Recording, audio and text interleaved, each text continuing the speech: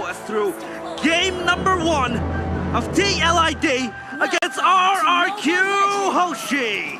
The battlefield for the coup. Will RRQ be able to quench this rebellion? Will they be able to beat the usurper Fabian? What are they up to? Leaving the chip open in a grand final. It's a best of 7. Aran already putting the pressure down onto Dairon too. Ooh, look at Terizla, man. We've seen Dairon perform well on this, but Aran as well. Team Liquid ID knows how the Terizla wants to operate, and they can kind of counter it. But the most important thing, for sure, has to be the Pharsa, man. What season is it? Season 8. We were making jokes about it just yesterday.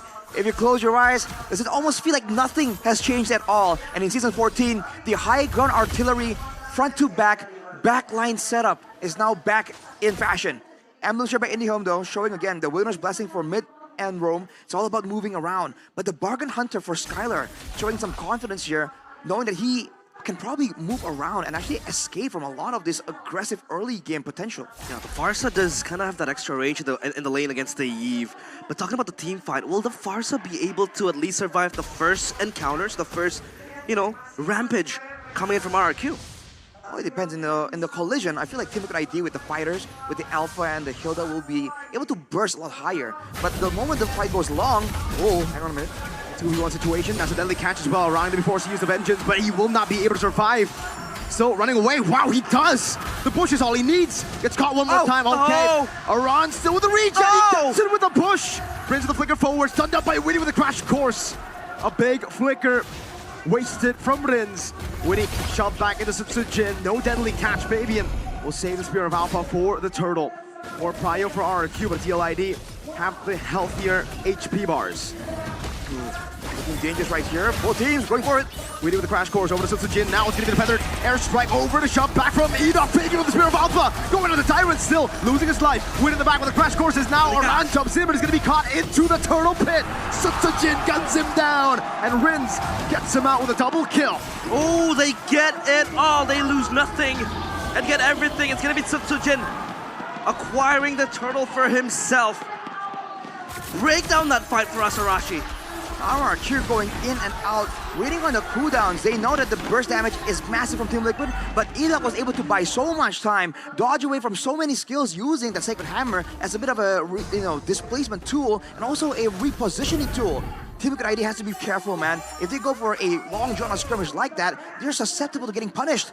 But looking at Talon's prediction right here, I'm alone. No, you're not. No, you're not. Mirko is right there with you. Yes, sir. Sorry, I got used to us being on a different side. Don't worry, Arashi. When BTR ain't here, Kescute is RRQ, right? Hey. So there's a bit of BTR there. Yeah. All right, deal. An alliance made between the robots and the kings for now. But let's see, man. An interesting portion right here is that EXP lane, because Dairon, he didn't go for a Festival of Blood. He's going for the Wilderness Blessing. He wants to roam around there. He has the thrill to actually win out in the 1v1, so he's actually matching up to Aran right here, not really getting bullied. Yeah. It's almost like yesterday, Aran, when he was playing the Terizla game number 3, he was constantly rotating into that mid lane, right? Just to help build that prio, help with the Wilderness Blessing as well to, fasten up his movement speeds. And of course now Dairon on the subject of maybe a potential dive, but he's still tanky enough to survive the onslaught because he is a Terizla after all. Sure, the body of Smith has been nerfed, but at least he can be able to just hold himself right there. Flashing this emoji right there, sticker. Dairon is playing it safe. No, he doesn't have to risk anything. Wave is still going to be available to be collected by him. Yeskio though, rushing the lightning truncheon. Nothing else. Not even the boots. He wants that burst damage. He knows his team is relying on it to get those pickoffs in the early game. He needs to be the one roaming around with the wings by wings to actually combo with Witty. Yeah. He needs that burst damage early game because look at TLID, they want to advance further. Oh! Amazing poke from RRQ. Rins is popping the real world inflation, getting the prio over, but remember for TLID, can utilize it as a quicker forward in the crash course, also with a shortcut. Rins gonna be compromised. Fabian with a steal! We in the back now, Aran jumping in. Skylar getting rid of him, but yeah, his skill has rotated over. We'll try to go for some damage. Aaron cheeking with the balance rage. Dairon's still able to survive right now, but look at the damage, the implosion. Edok finding two. Aran jumping back now, getting one. Getting very low, the push right there. Edok will fall, Aran will live. The cavalry charges, and they get the dub in the second turtle skirmish. Again, a trade happening. Heron Shiki almost able to take down Rins. What was that, Arashi? It's a great move from Team Liquid ID. They make sure they use Aran to its full potential. That's the combo, but look at Skylar. Of course, she has skill with the rotation. Skylar, you have the flicker. Can you dodge from everything? That's one. Oh. That's two. A basic from Witty. Dyron trying to help up in the top lane. We'll go for the hammer strikes over to the mini waves. We'll try to survive the power of wildness. We'll shoot Dyron down. He will have to respect this damage. In the mid lane, that's a solo kill. The Usurper is online. This mid game is disgusting, man. The sustain, the damage, all these fighters for Team Liquid ID and all the long-range burst damage is really allowing them to really threaten our RQ. Even when they're playing safe, it's never really that safe. The fact that the Vengeance is also a run, he can just go in the back, and even if he gets taken out eventually, Skylar's gonna lose so much HP beating on him. And we've seen yesterday, Aran actually goes for the Blade Armor afterwards. Yeah. So Skylar's gonna lose a lot of HP, and Rins is gonna be zoned out because Aran's gonna run straight at him, kind of negating his effect in those big team fights where the Yve, in theory, should be able to actually spam out more DPS. Now he has the Thunderbelt ready, of course. To take a look at the audience prediction by the new application GoPay, 86% for RRQ. Of course, the trust of the civilians of the kingdom still stands tall, unearthed on the kingdom, but Fabian, Whoa, very brave to go in onto Edok. But that will give them a lot of advantage. That's Edok forced to back away. But the airstrike over the Rins. Very, very low. Entropy forward. Oh, the snipe that from Skylar. Skylar. Aaron trying to pinch him down with an Amir's passion, unable to find it. Now Siren will peel. That's a strong down, but it will not connect. Aran caught. That's a turtle taken down by Fabian. Meanwhile, Winnie that pops in the shortcut. Fabian pops into that shortcut. Winnie will lose his life. Edok, implosion, finding Winnie. Fabian is slicing through the Kings like they are nothing. Edok down, Rins down. The two members who've been so reliable are now down, and Fabian wants to continue the battle. RRQ don't. the Crown Prince is still intact, but you can see the Usurper inching closer to the Revolution. Fabian again, just diving into the backline of RRQ Hoshi.